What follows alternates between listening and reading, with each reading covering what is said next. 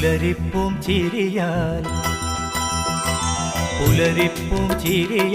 ഉലകങ്ങൾ ചാർത്തും പൂമംഗബി ഹാജറ പേരിമ്പപ്പൂ ഹാജറ പുതുമാരനെന്നും പിരിശം കൊടുക്കാൻ ഒലിവുറ്റ മോൾ ഹാജറ